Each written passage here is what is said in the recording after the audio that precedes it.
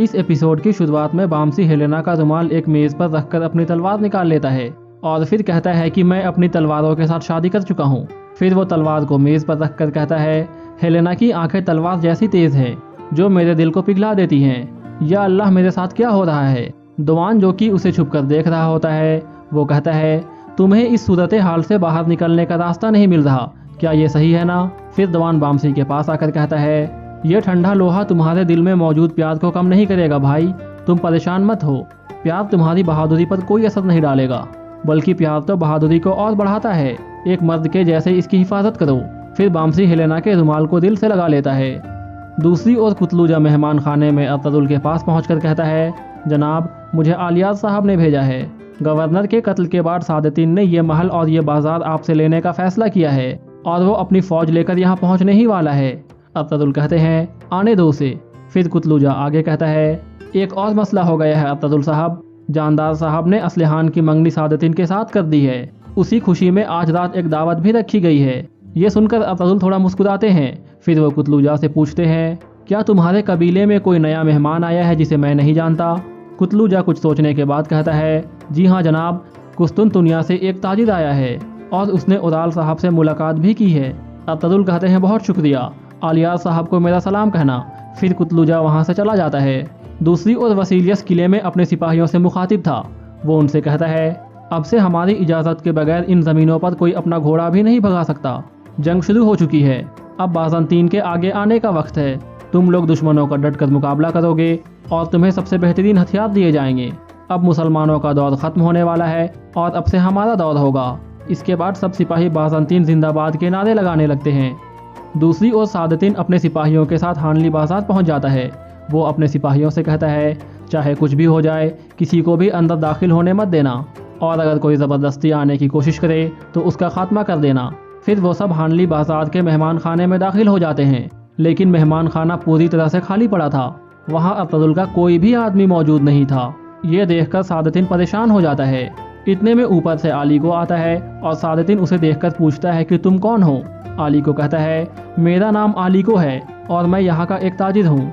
सादतीन पूछता है, अतरुल कहाँ है। आली को कहता है, वो अपने कबीले चले गए हैं जनाब।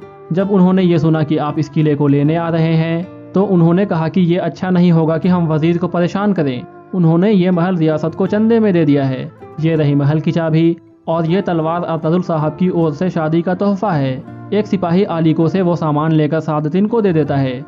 दूसरी ओर अतरुल कबीले में अपने खैमे के अंदर दाखिल होते हैं और वो गुंदुज को गोद में उठा लेते हैं। फिर अतरुल हलीमा से कहते हैं, मुझे अपने खैमे की बहुत याद आई। हलीमा कहती है, मैंने भी आपको बहुत याद किया।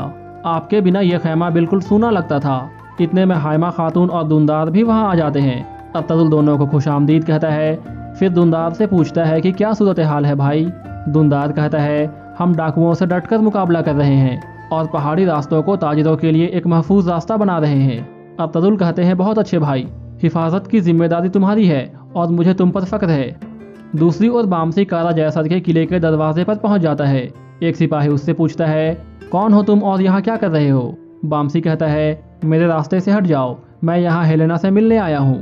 सिपाही कहता है, तुम अंदर नहीं जा सकते। बाम्सी कहता है, मैं जा सकता हूँ और मैं जाऊँगा। इतने में हेलेना अंदर से बाहर आती है और बाम्सी को देख लेती है। फिर वो पास आकर सिपाही से कहती है, इसे अंदर आने दो। फिर हेलेना बाम्सी को लेकर अंदर चली जाती है। अंदर जाकर बाम्सी हेलेना से कहता है, हेलेना, हम सबको आपके बाबा की मौत का बहुत अफसोस है। इस दौरान पैट्रस भी छुपकर उनकी बातें सुन रहा होता है। बाम्सी कहता है, हमने आपके बाबा के कातिलों को ढूंढ लिया है, लेकिन ये बात आप किसी से मत कहना। हम आज रात उसे पकड़ने वाले हैं। मैं ये बात आपको बताने से अपने आप को रोक नहीं सका ताकि आपको कुछ सुकून मिले। हेलेना उसका हाथ पकड़कर बोलती है, आप बहुत अच्छे इंसान हो बाम्सी। दूसरी ओर मेहमान खाने में सादतीन हैरान और परेशान खड़ा था और वो अपने आप से कहता है, ये अतरुल मुझसे इतनी नफरत करता है, लेकिन उसने ये महल इतनी आसानी से कैसे दे दिया। फिर सादतीन अपने सिपाहियों से कहता है, मैं वापस अपने कबीले जा रहा हूँ, लेकिन कुछ सिपाही यहाँ रुक जाओ। अगर अतरुल यहाँ आए तो अपनी जान दे देना, लेकिन ये महल उसके हवाले मत करना। ये कहकर सादतीन वहाँ से चला जाता है।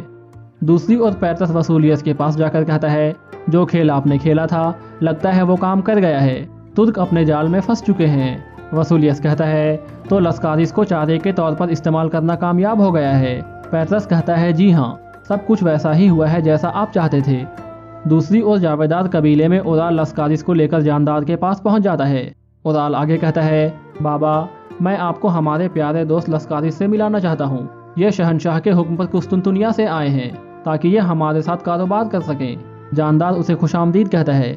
लस्कारिस कहता है, हमारे शहनशाह अब्दुल के साथ खुश नहीं हैं, इसलिए उन्होंने मुझे आपके पास भेजा है ताकि हम आपके साथ कारोबार कर सकें। लस्कारिस से कुछ सवाल जवाब करने के बाद जानदार कहता है, ये हमारी खुशकिस्मती है कि आप हमारे पास आएँ, हम आपसे कारोबार करने के लिए तैयार हैं। फिर जानदार आगे कहता है, मैं आपसे गुजारिश करता हूँ कि आज रात आप मेरे मेहमान बने। आज रात मैंने मेरे बेटी की मंगनी की खुशी में एक दावत की है। इतने में सादतिन भी वहाँ पहुँच जाता है। उदाल उससे लस्कारिस का तारुफ कराता है। फिर लस्कारिस बाहर निकल जाता है। फिर सादतिन बैठने के बाद कहता है, बाजार से अब्दुल की हुकूमत खत्म हो चुकी है। ये सुनकर उदाल और जानदार बहुत खुश हो जाते हैं। दूसरी ओर अब्दुल कहते हैं, शैतान चारों ओर से हम पर हमलावर है आतुक भाई, इंशाअल्लाह हम उन्हें तबाह कर देंगे। वो अपने मंसूबे बनाते हैं, लेकिन वो ये नहीं जानते कि अल्लाह सबसे बड़ा होता है। हकीम आतुक कहता है, ये साफ है कि वो गवर्नर की मौत की जिम्मेदारी हम पर डालना चाहते हैं। अब्दुल कहते हैं, उदाल ने ये सब खेल अपनी लालच की वजह से किया है, अब उससे हिसाब लेने का वक्त आ गया है। इसके बाद रात का वक्त हो जाता है। सादतिन अपने मंगनी की तैयारी करने लगता है, जबकि दूसरी ओर असलिहान को भी तैयार किया जा रहा था। आलियात भी अपने खेमे में तैयार हो रहा था कि इतने में अब्दुल छुपकर उसके खेमे तक पहुंच जाते हैं। आलियात अब्दुल को वहां देखकर चौंक जाता है। फिर दोनों गले मिलते हैं। आलियात पूछता है, खैर है अब्दुल साहब? अब्दुल कहते हैं, सब ठीक है आलियात साहब, मैं यहाँ इंसाफ लेने आया हूँ। आलियात कहता है, वो गवर्नर की मौत का जिम्मेदार आपको समझते हैं, लेकिन मुझे पूरा यकीन है कि आपने ऐसा नहीं किया। अब्दुल कहते हैं, मुझे अपना नाम साफ करने के लिए कातिल की तलाश है आलियात साहब, और वो कातिल इस वक्त कबीले में मौजूद है। आलियात कहता है, ये आप क्या कह रहे हैं जनाब, ये कैसे मुमकिन है? अब्दुल कहते हैं, मैं उस आदमी की बात कर रहा हूँ जो मेहमान बन के आपके कबीले में आया है। आलियात कुछ सोचने के बाद कहता है, हाँ, कुस्तुनतुनिया से एक ताजिर आया है, लेकिन वो ऐसा क्यों करेगा? अब्दुल कहते हैं, इस सवाल का जवाब उदाल देगा, लेकिन पहले हमें उस कातिल को पकड़ना होगा। आलियात कहता है, क्या आपको पूरा यकीन है अब्दुल साहब? मैं आप पर भरोसा करता हूँ, लेकिन आप जानते हो कि एक बेगुनाह पर इल्ज़ाम लगाना कितना बुरा हो सकता है। अब्दुल कहते हैं, ये जानने के लिए आपको मेरी मदद करनी होगी आलियात साहब, आप मुझे उसके खेमे में लेकर चलो, फिर पता चलेगा कि वो कातिल है या नहीं। कुछ देर बाद वो दोनों लस्कारिस के खेमे में पहुंच जाते हैं। उन्हें देखकर लस्कारिस कहता है, ये क्या हो रहा है आलियात साहब? अब्दुल कहते हैं, ये तुम्हें अभी समझ आ जाएगा गलीज कातिल। लस्कारिस कहता है, क्या कातिल? यह आदमी क्या बकवास कर रहा है आलियात साहब? आलियात कहता है, अब्दुल साहब का कहना है कि गवर्नर का कत्ल तुमने किया है। लस्कारिस गुस्से से कहता है, क्या आप लोगों ने अपने दिमाग खो दिए हैं? मैं एक ताजिर हूँ और यहाँ कारोबार करने आया हूँ, मुझे शहनशाह ने खुद यहाँ भेजा है। अब्दुल कहते हैं, तो फिर इस बात को साबित करो। फिर अब्दुल आलियात को उसका सामान चेक करने का इशारा करते हैं। आलियात उसका सामान चेक करने लगता है, लेकिन लस्कारिस हमला कर देता है। लेकिन अब्दुल उसका हमला नाकाम करते हुए अपनी तलवार उसकी गर्दन पर रख देते हैं और फिर उससे कहते हैं, अगर तुमने सच ना बताया तो तुम मारे जाओगे। इतने में आलियात उसके थैले में से वो तीर और कमान निकाल लेता है जो उसने गवर्नर को मारने के लिए इस्तेमाल किया था। फिर अब्दुल अपने पास से एक तीर निकालकर आलियात को देते हैं जो कि गवर्नर के जिस्म से निकला था। आलियात उस तीर को लस्कारिस के तीरों से मिलाता है और फिर कहता है, ये बिल्कुल एक जैसे तीर हैं। फिर अब्दुल लस्कारिस से कहते हैं, मैं जानता हूँ कि गवर्नर का कत्ल तुमने किया था, अब तुम मुझे बताओ कि तुम्हें ऐसा करने को किसने कहा था? लस्कारिस कहता है, मैं शहनशाह के अलावा किसी का हुक्म नहीं मानता। अब्दुल कहते हैं, तो फिर शहनशाह को तुम्हारा सर मिलेगा। यह कहकर अब्दुल अपनी तलवार हवा में उठाते हैं। तभी लस्कारिस कहता है कि रुक जाओ। फिर अब्दुल पूछते हैं, अब बताओ कि किसके कहने पर तुमने ऐसा किया? लस्कारिस कहता है, उदाल साहब के कहने पर। यह सुनकर आलियात चौंक जाता है और कहता है कि ये झूठ है, उदाल भाई ऐसा काम नहीं कर सकते। लस्कारिस कहता है, मैंने भी ऐसा सोचा था जब उसने टोकटामिश का कत्ल करने के लिए सिमोन से जहर मंगवाया था। मैंने उसे मना भी किया था, लेकिन उसने नहीं सुना। उसने अपने सब गंदे कामों के लिए मुझे इस्तेमाल किया। अगर आप मेरी जान बख्शें तो मैं आपको सब कुछ बता दूंगा। यह सुनकर आलियात गुस्से में आ जाता है और लस्कारिस को मारने लगता है। फिर अब्दुल आलियात का हाथ पकड़ लेते हैं और कहते हैं, अब इंसाफ का वक्त है आलियात साहब, अगर आप मेरे साथ हो तो इसका मतलब आप अपने भाई और अपने बाबा के खिलाफ हो। आलियात कहता है, जी हाँ। दूसरी ओर सादतिन तैयार होकर मरकजी खेमे में पहुंच जाता है। फिर वो जानदार से कहता है, आखिर ये लम्हा आ ही गया जानदार साहब। जानदार कहता है, हर कुछ का एक वक्त होता है अमीर हजरत, आप यहाँ तुर्क कबीलों के मसले हल करने आए थे, लेकिन आप यहाँ से एक रिश्ता बनाकर जा रहे हैं। सादतीन कहता है, असल मसला अभी ख़त्म नहीं हुआ है जानदार साहब, और वो मसला है अरतुल। दूसरी ओर असलहान भी तैयार हो चुकी थी। कबीले की खवातीन गीत वगैरह गा रही थी। चौलपन उसके हाथ पर मेहंदी लगा रही थी, लेकिन असलहान बिल्कुल भी खुश नहीं थी। चौलपन उसे नेक ख्वाहिशात देती है तो असलहान कहती है कि आप जानती हो कि मैं ये शादी नहीं करना चाहती थी, मैंने सिर्फ कबीले की भलाई के लिए इस रिश्ते को कबूल किया है।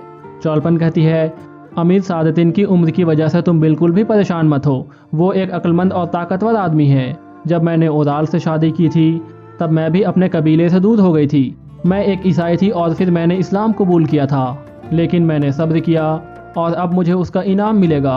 अब मैं ओदाल की बच्चे की माँ बनने वाली हूँ, तुम भी सब्र करो। असलहान कहती है, लेकिन आप ओदाल भाई से प्यार करती थी भाभी। और यहीं ये एपिसोड ख़त्म हो जाता है।